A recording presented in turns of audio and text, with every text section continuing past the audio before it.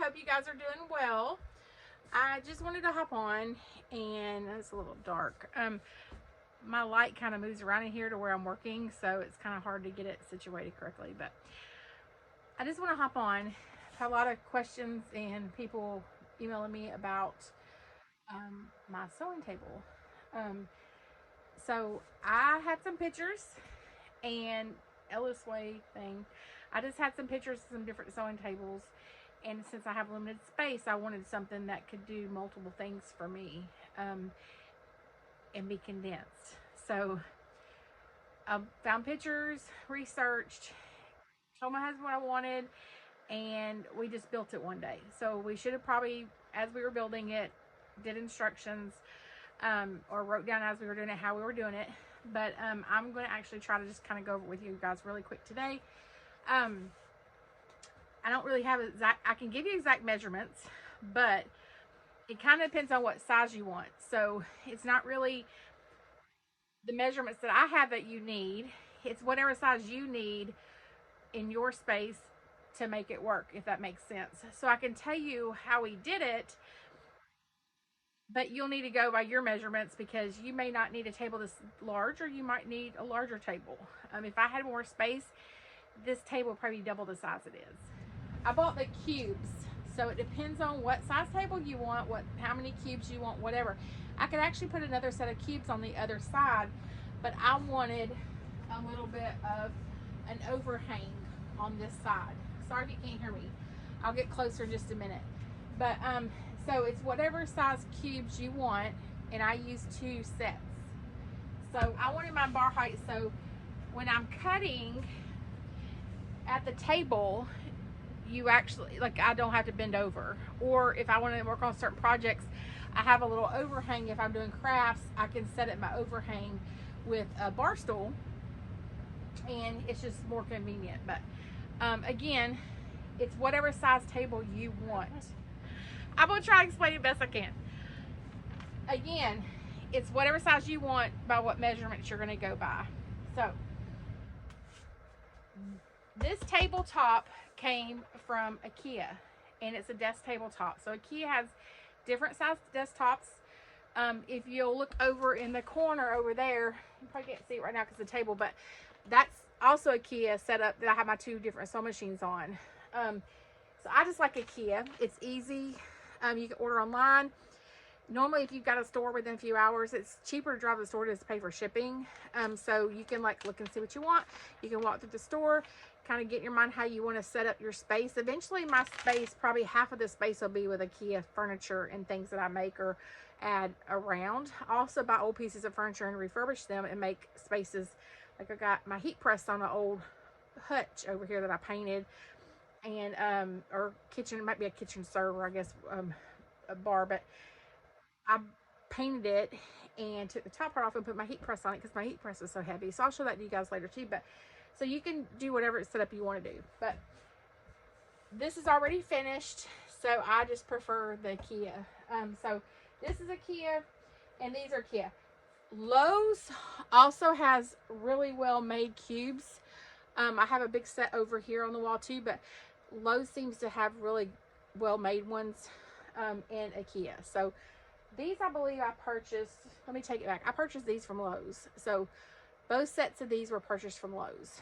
So I have one on this side and I have the exact on the other side.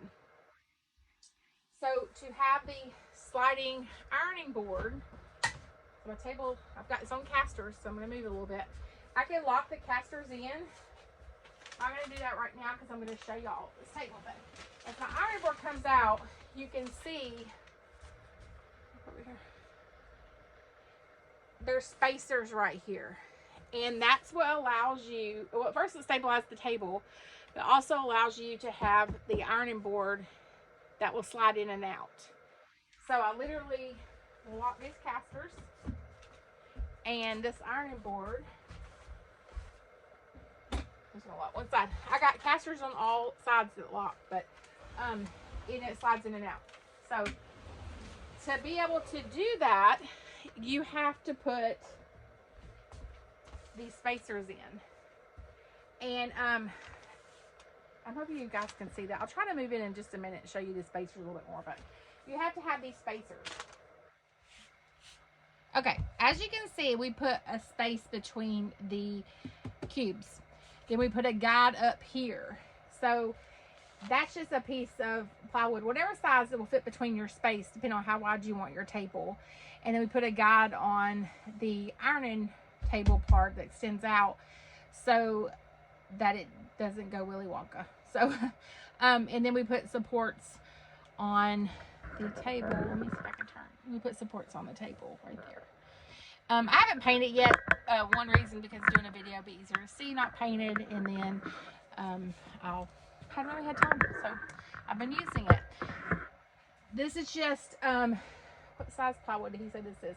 This is 3/4 inch plywood for this table, and at the bottom, these cubes are all nailed on 3/4 inch plywood, and then the casters are attached to that. So we cut out 3/4 inch plywood for the sides of the base, put casters on it, of course mounted this first, put casters on it, and then that created our base. And then, like I said, I bought my top at IKEA, and then we created a space for the ironing board using spacers. And this is a 2x4 cut in half, so basically 1.5 inch spacers, and then that way it allows the table to slide in and out. Okay, so then as you can see, I created an overhang, over here on the end, because I'm going to get bar stools to sit underneath here, so I have a workspace. So that way I can sit here, I can do my crafts, whatever I want to do. If I want to sit here and cut, or sit here and piece, like whatever I need to do, I have a space to sit on the ends. Like I said, it moves wherever you want it. You can see the back side. It's just like you can sit under. I haven't even put anything down there yet. So okay, so this is the back side. I could put something here to cover this, but it really doesn't bother me, and it's supported on the top and the bottom. But you can see right here is the space where that ironing board slides in and out, and you can kind of see the space there. So again, it's just whatever size you want. Create your bottom base. Once you create your bottom base, attach your shelves, that's your base. This thing is really sturdy. It's heavy too. And then whatever size tabletop you want. Spacers, it all depends on what size you want. So then my top, I found the biggest cutting mat you could find, or that we could find. My daughter got it for me. I actually had to trim it a little bit. So the table mine is like 29.5 inches wide, and I would guess it's probably 46, probably 58 inches long, I'd say, and that's just guessing. And then the ironing board, of course, is just a little bit shorter. I used batting, and I buy it by the roll. Walmart.com has a really good deal on batting, and it's good batting. So I used batting, just a few layers of batting, and then I actually took duck fabric. So this fabric I can change out super easy. I just wrapped it underneath and stapled it, and then got the staples in really good with a hammer so they won't come out. And that's how I did my table. Love my ironing table. If you're a quilter or you sew a lot, I don't have the casters locked right now, so this ironing board it's not that hard to pull out. I just don't have the casters locked, but this ironing board is the best. This is probably my favorite thing in my sew room, is this table and this ironing board. So I hope that helped you guys. Again, whatever size you want for the top, you can build your base to fit that, and then just use the 1.5 inch spacers, and then that's how your ironing board, of course you want it just a little thinner than that, but that's literally how we made it. If you have any questions, you can drop it in the notes. I hope this helps you guys, and you can create whatever you want, but this is the Ellis way. That's how we did it. Hope you enjoyed.